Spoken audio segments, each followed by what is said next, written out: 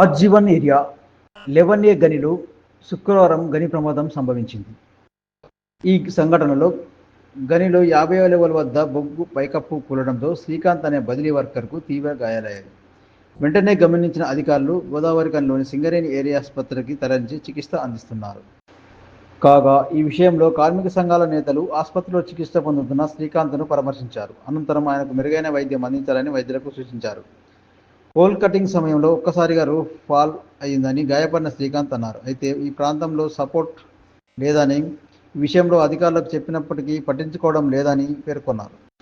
కార్మిక నాయకులు మాట్లాడుతూ 100% అధికారుల నిర్లక్ష్యం వల్లనే ఈ ప్రమాదం సంభవించిందని ఆరోపిస్తున్నారు. శ్రీకాంత్ పనిచేసే స్థలంలో రక్షణ, సరైన వెంటిలేషన్ లేకపోవడం వల్లనే ప్రమాదం జరిగిందని ఆగ్రహం వ్యక్తం చేస్తున్నారు. రక్షణ విషయంలో అధికారుల దృష్టికి తీసుకెళ్లామని, అయినా అధికారులు పట్టించుకోవడం లేదని పేర్కొన్నారు. బొగ్గు ఉత్పత్తిపై ఉన్న శ్రద్ధ కార్మికులకు రక్షణ కల్పించడం లేదన్నారు. ప్రమాదానికి కారణమైన అధికారులపై చర్యలు తీసుకోవాలని డిమాండ్ చేస్తున్నారు. పసిఫ్టీలో లెవెనింగ్ లైన్లో 3 గంటల ప్రాంతంలో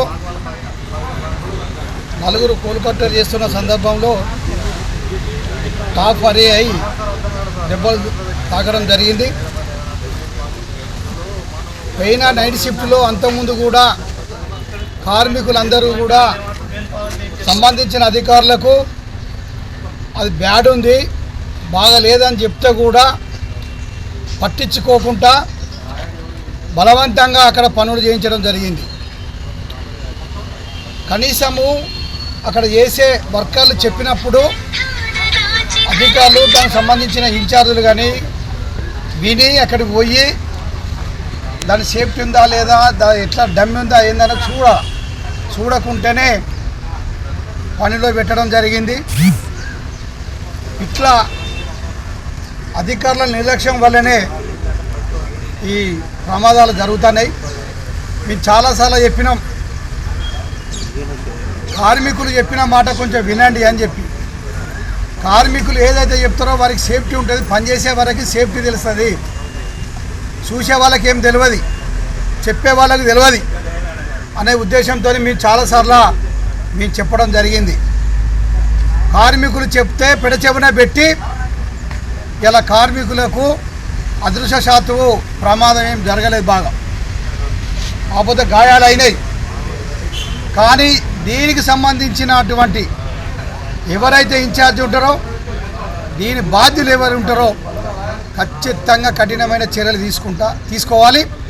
ఇప్పుడు అక్కడ కోలుకట్టలు తనతనువైన కోలుకట్టలను ఆపడం, భయాందోళన చేయడం, దిగుదామని చెప్పడం, ఇలా మీరు దిగినా ఏం చేసినా ఖచ్చితంగా దీని మీద మేము చర్యలు తీసుకుంటాం. సేఫ్టీ విషయంలో లెవెలింగ్ ప్లాన్లో 50 లెవెల్ 15 రేస్ ఇవాళ దురదృష్టం ఒక పెద్ద ప్రమాదం తప్పింది.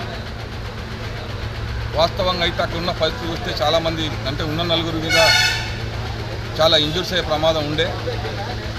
దురదృష్టంలో అదృష్టంలాగా ఒక కార్మికుని మీద ఒక పెద్ద పిల్లబడి ఒక చిన్న ప్రమాదంతో తప్పించుకున్నప్పటికీ అక్కడ చాలా ప్రాంతంలో ఆ ఏరియాలో మొత్తం సేఫ్టీ లేదని, రూబోల్ట్ లేవని, గతంలో ఇప్పుడు కూడా ఈ మధ్యకాలంలో వెంటిలేషన్ లేక నలుగురు కార్మికులు అక్కడ అస్వస్థకు గురైంది. ఒక ఆఫీసర్ కూడా అస్వస్థకు గురైంది. ఇట్లాంటి సమస్యలు లెవెనింగ్ లైన్లో బాగా పునరావృతమవుతున్నాయి. ఎవరైనా దాన్ని బయటికి చెప్తే వాళ్ళ నోరు మూయించే కార్యక్రమం చేస్తున్నారు, భయపెట్టిస్తున్నారు. ఈ మధ్యకాలంలో ఒక టెక్నీషియను, ఒక కోల్ కట్టరు మైన్లో అస్వస్థకు గురైంది. అక్కడ అందుబాటులో ఏమైనా జరిగితే దాదాపు 14-15 పిల్లలు ప్రమాదం జరిగిన వ్యక్తుల్ని బయటికి స్ట్రక్చర్ మీద మోసుకురావాల్సిన పరిస్థితి. 8-10 మంది ఉంటే తప్ప అక్కడి నుంచి వాళ్ళని తీసుకురాలేని పరిస్థితి. ప్రమాదం ఏమైనా జరిగితే తొందరగా తీసుకురావాలంటే ఎట్టి పరిస్థితిలో సాధ్యం కాని పరిస్థితి.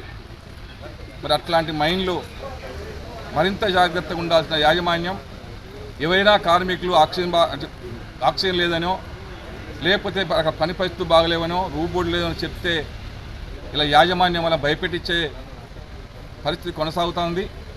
దీనికి సేఫ్టీ జిఎం గారు ఇంటర్ఫేర్ అయ్యి చూడాల్సిన అవసరం ఉంది. ఇంకా ఇప్పుడు రూబోట్లు వేస్తారు, దాట్లు పెడతారు, అన్నీ పెడతారు. అసలు అక్కడ పనిచేస్తున్న కార్మికులు ఏ డిజిగ్నేషన్ వాళ్ళు, బదిలీ వర్కర్లతో చేయించే పని. ఒక్క బోటింగ్ సిస్టమ్ సరిగ్గా లేదు, సేఫ్టీ లేదు, ఏమీ లేని కాడ పిల్లగాలను పంపించేసి మీరు అశ్రద్ధగా పని చేసినట్టు తప్పని చెప్పదలుచుకున్నా.